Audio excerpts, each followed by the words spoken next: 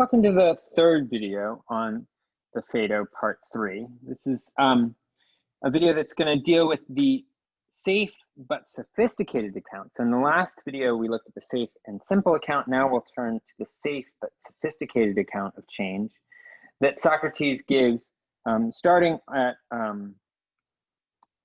102b and following. 102b and following. So if you haven't taken a look at that passage, go do that now. Okay. So in this account, we get a more sophisticated account than what we had in the safe and simple account.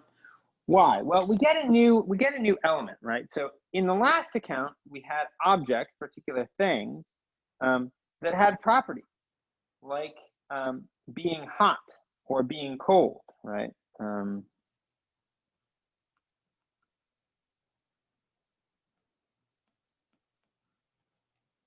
And on the last account, the brick was cold when it partook in the form of the cold, and it was hot when it partook in the form of the hot. But there was no way to explain how the brick might go from being cold to being hot, or vice versa. And so now, with this sophisticated account, Socrates wants to explain how that's possible. And in order to do that, he introduces a new element, what I'm going to call the bearer. So the bearer is going to be a particular thing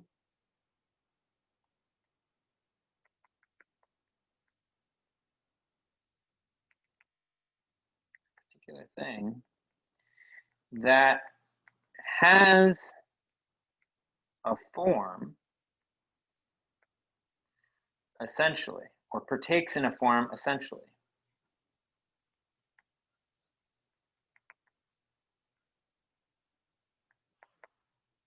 I think that's how you spell essentially. Anyway, and so the idea is fire is going to be the bearer of the hot,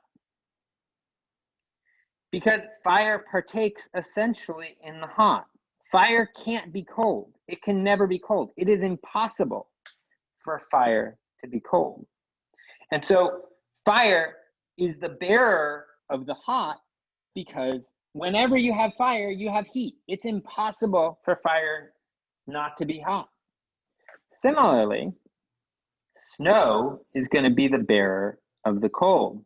Why? Well, whenever you have snow, you have the cold. It's impossible for snow not to be cold, right? It's part of the nature of fire that it's hot, or it's part of the nature of snow that it's cold. It's part of the essence of fire that it's hot. It's part of the essence of snow that it is cold.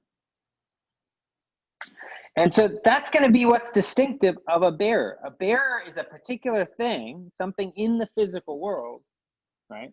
Something like fire and snow and bricks and bodies, right? Something in the physical world that partakes in a form essentially. Right? So the fire is essentially hot, the snow is essentially cold. Okay, and now with this extra element, we're ready to give the new account of change. So suppose we have an object, like a brick, and we want it to acquire an attribute, a feature, like heat, right? So we want it to become hot, right? So we want it to become hot. Well, Socrates thinks, okay, if we bring it into contact with the fire, right, then it'll become hot. So by bringing the brick into contact with the bearer, it'll acquire the attribute heat that the bearer essentially has. And so fire, because it's a particular thing in the world, can come into contact with other particular things like bricks. And when it does so, it'll transfer its essential attribute, heat, to those things. So when you put the brick in fire, it will become hot. Similarly, You can take the brick out of the fire, and if you put it into contact with snow, well, then it'll become cold.